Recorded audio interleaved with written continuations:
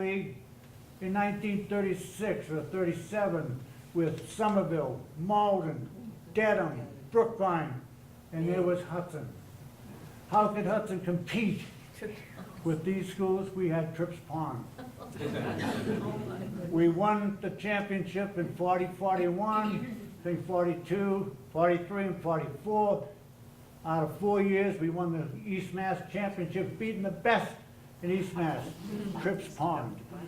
Nowadays, you're lucky you see anybody out there. It's weather changes and whatever. So now, go ahead, Rosie. This is obviously R.S. Lampson Park. Not so much Trips Pond now, it's Lampson Park. Dedicated for those Lampsons who died in World War I. And the place looks pretty good. Didn't always look that way, because we had a couple of people there on Green Street. Maybe you're familiar with him. Mr. Cadigan, you remember him? Everybody remembered him. He was kind of a curmudgeon. He and his wife just about landscaped that area. Planted flowers and everything like that, and then happened to move away, you know, whatever. But that was his object, but he wasn't easy to get along with, and he wanted certain demands to be met, but he did the job. And he did all those slate benches too. What's that? The slate benches that are down there, he did all of that work. Oh yeah, outstanding. Next, Rosemary. And this is a bench down there, the George M. Chason bench. Who was George Chason? A young person in his early 50s, interested in fishing, belonged to the IOOF, whoever the IOOF are. I guess that would be the Oddfellows. They have their headquarters there in Wood Square. Jimmy Quinn, Joe Durant, few people like that. And George Chason. So as a result, after George passed away, they decided to keep the memory of George because he's interested in fishing. So every year they have a big fishing derby in April, the George M. Chason Fishing Derby, and that's through the people down there at the Oddfellows. Okay, next. Explode that one, Roseanne. I don't know how, I can't enlarge it anymore. Oh, okay. I'll tell you, that's the Richard Beauregard bench. Now, he had his office or his barber shop right up there on the top of the hill, which he called the Little Town Hall. He conducted business there not only at the town hall, but also at the Little Town Hall, at the barber shop. People had any problems, they would always come down and see Dick Beauregard. He served many years on the Board of Health, served many years as a Board of Selectmen, and also quite an athlete. He's also in the Hudson High School Athletic Hall of Fame. East Mass goalie there in 1949. So he played baseball and also in football. So he's a good athlete, and he's very much concerned with the people in the town. Richard Beauregard. And this was one downtown. This is the Arjo Salusi Park, located on South Street. What's the attraction there in the summertime? The water park right there. Now this is not the governor, this is Arjo. And he was very instrumental in the industrial commission in our community for many years in bringing in industry, and just loved the town of Hudson and did a fantastic job. So down here they also have a skateboard park there too, and you know, very good. All right, go. This is in memory of Alfred L. Grampietro. Now where is this located? Moulton's Field. There's a basketball court there, and he worked over Lampson's. And every day would come over, there'd be a bunch of kids, and he'd go out there and play basketball, and they loved him, and he loved basketball. Unfortunately, that's how he went. playing basketball at a young age. So therefore, his fans and friends commemorated his thing with a stone here for his dedication and devotion to the youth with whom he shared passion for basketball on this court. Next. What a choice piece of real estate. We can put a house on that there. And what are we looking at there? Anybody know what we're looking at? Mosquito baseball field. A baseball field. What is it, Dave? Oh, Farina What is it? Farina Field. Farina Field. Whoever Emilio Chief Farina was, I guess he held town office maybe in the, I think, probably Park Commission. And also I have to say he was a confidant of some of the school administrators and such. Wasn't he? Ellis laughing like Okay, so this field is located where? Park Street. Off of Cox Street. And they played some little league in there and such in the community and such, but Farina Field. And his name, you said he's in 75 years ago, Rosemary? Oh, yeah. He was getting married, I think. Next. And this is probably closer to where Anthony is familiar with.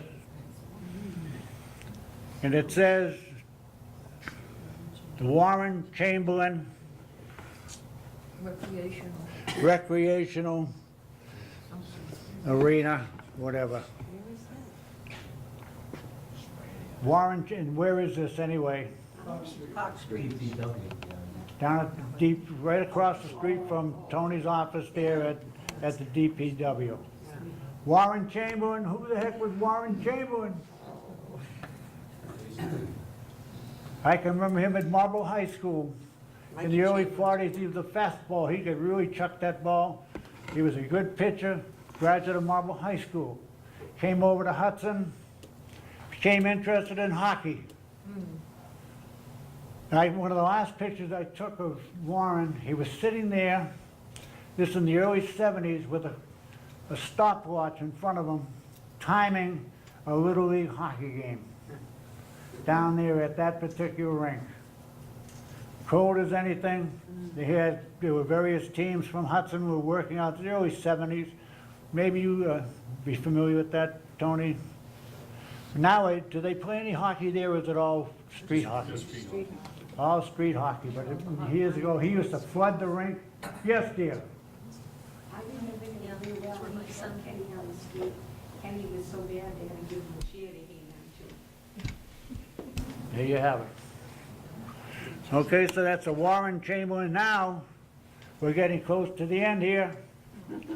And there's a sign going into Sauter Field. Where's Sauter Field? Main Street. Down Lower Main Street beyond there.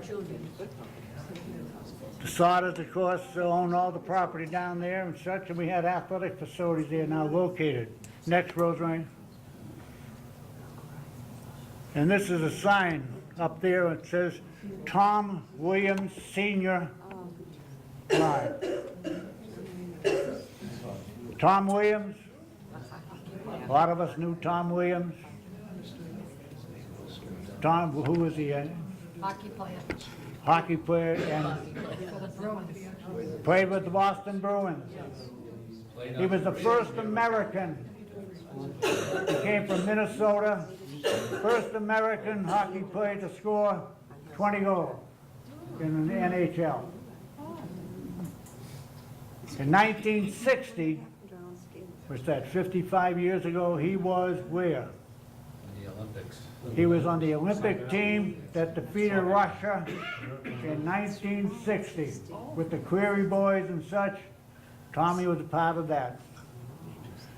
Great guy, great golfer. Had the privilege of playing hockey with him, and that puck could always be right on your stick. He was phenomenal. Great player. And of course his son, Bob, signed with the Bruins, a real bona fide regular contract, and at the age of 23 died of a respiratory illness, and he was supposed to be going up with the Bruins. Next. And this is just one of the places in there at the field, showing that that place is developed at, down there at the Wilbur Robinson area and Sauter Field. Go ahead, Rosemary.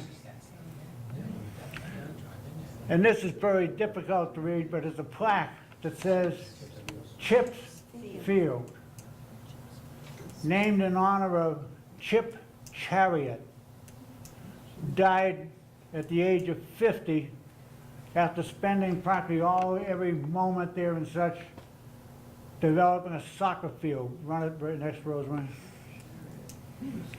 And this shows you right there, another thing of that plaque there. And he worked on that soccer field there religiously and such, and developed, and the kids really loved that guy, and he died at a very young age. Next, Rosemary. And the final one here is the Wilbur Robinson Field. We had a speaker here talking about Wilbur Robinson. And who was Wilbur Robinson? The only one from Hudson was in the Baseball Hall of Fame. Baseball Hall of Fame. He was an owner of the New York Giants. He coached the Brookline Dodgers, played for the old Baltimore Orioles. He was from Hudson. From Hudson. He's in the Baseball Hall of Fame. Remember going up to the Hall of Fame, his plaque was right on the corner there. Such. Wilbur Robinson. So where's And that field has got dugouts and everything. It's a great source. They do a lot of playing down there. Where Yes. is it located? What's that? Where is it located? Right down there in Sauter Field, It's right in at the end. Sauter Field, okay. Where is Chips Field? Where's what? Chips Field. That's the front part, okay. The soccer field. The soccer field. As you come into the place, on the right is that rest area, whatever. Then you have the soccer fields on the left, and then you go further is the baseball field. Oh, it's our field. And I guess our freshman team and everything play there and such, and do a heck of a job. Don't they use it Now for that- football too? What? Don't they use it for football too? They Oh, yeah. probably did football as well. Now that brings me to a close at the end. Are there any questions here? There's gonna be a test? What? Five question quiz. Yes, Would you because happen to have a picture of that 78, hockey? the 78 hockey team? Well, I have, well, there are some available around, I'm sure, but I don't happen to have one, no. But I do have the stories of the 78 team. Yeah. We have the video of it. We Cable showed the access. video. The video of the I want a 78 team. picture for the calendar. For what? For the calendar. Oh, we would do, well, that's no problem. I think that would be great. No, that's, we said we're gonna get some sports in there. Yes. Okay, any other questions? Yes, Mr. Harry, sir. My wife wants me to ask you this question. You had a picture of Riverside Park, the baseball field, in the left field foul pole. Yes? If you hit a ball off the foul pole, what is it?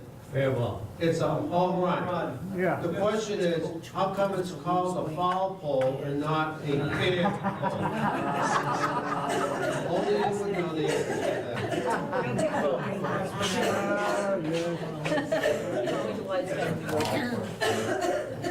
Anything else? Okay, thank you.